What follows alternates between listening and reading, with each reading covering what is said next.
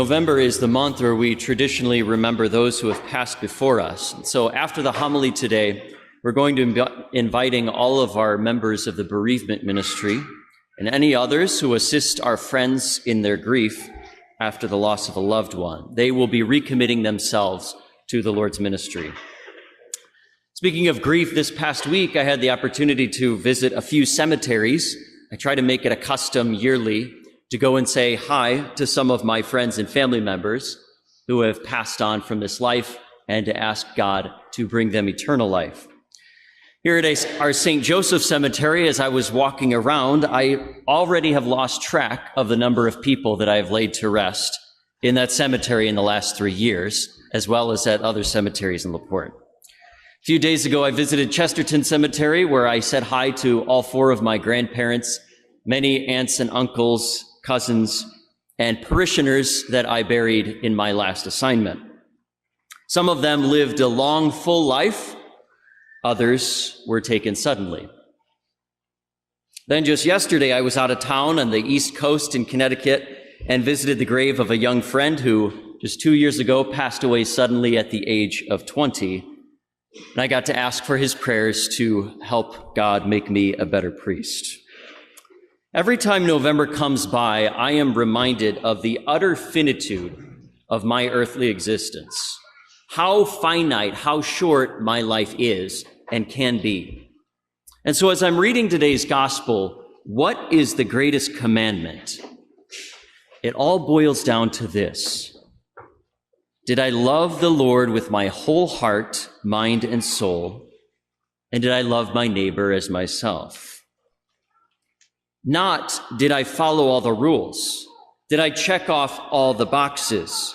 Did I do what I was supposed to in order to get by? No, it's, did I give my whole heart over to God and to others? No one wants to approach the end of their life saying, if only I had loved God more, if only I had loved my neighbor more. Whenever Jesus gives an answer in the scriptures to anybody, you always have to look at the context. Then you can understand how profound Jesus' answer is in today's gospel. Remember last week? These 2 groups of people, the Pharisees and the Herodians, the conservatives and the liberals of Jesus' day, 2 groups who hate each other. They both teamed up against Jesus in order to get rid of him and to entrap him. Well, this week, we also have 2 groups of people who, again, strongly dislike each other. It's the Pharisees and the Sadducees, 2 groups of Jews who agree on very little, but they found one thing that they agree upon. We need to get rid of Jesus. And so in order to do that, they approach him with this question. The motive behind the question that the lawyer poses to Jesus, Teacher, which commandment is the greatest? Why are they calling him teacher and then testing him? Teachers don't get tested. They're the ones who test their students. And so the question is not coming from a place of genuineness. It's coming from a place of deceit. That's the context of this whole interaction with Jesus. Now contrast that sinister questioning from the Pharisees with the first words that come out of Jesus' mouth. You shall love. You shall love. Just by saying those 3 words, Jesus is calling out the contempt that's in the hearts of these Pharisees and Sadducees. They think that he is going to say, you shall not, or you shall do this and this and that. But no, Jesus doesn't fall for it. He says, you shall love. Think of the way that most of us were brought up in the Catholic faith. Were we ever told, you shall love? We probably were, but what did we remember? We remembered hearing, you shall not. You shall not. Jesus' vision is not restrictive. It's not cramped. It's expansive. The Pharisees, what they want to do is tame God, put God into a box and say, if you do this and that other thing, then you'll be right with God. You know what we call that? We call that minimalism. Doing what is minimally necessary in order to win God's favor. You see, we humans are experts at minimalism. We are so eager to find out the minimum that we can get away with and still be acceptable to God.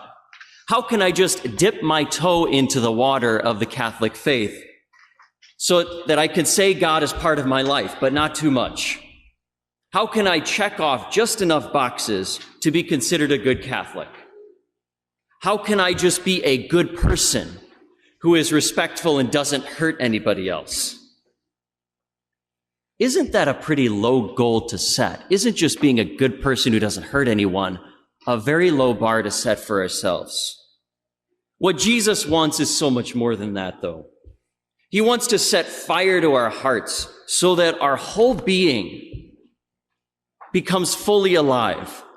Love the Lord your God with your whole heart, soul, and mind. Those three words, heart, soul, and mind, that's what constitutes the whole human person. You don't get that from an hour on Sunday. Jesus is calling for a whole self to be handed over to God. Because if your heart, soul, and mind are all given over to God, then now you're a being who is free and capable of giving and receiving love. Because love is always pointed outward, not inward. Love the Lord your God, the arrow is pointed up. Love your neighbor as yourself, the arrows are pointed outward. The opposite of love, selfish pride, is always pointed inward to yourself. It's all about me. And it could be, I'm the greatest in the world, it's all about me. Or I'm the worst person in the world, it's all about me.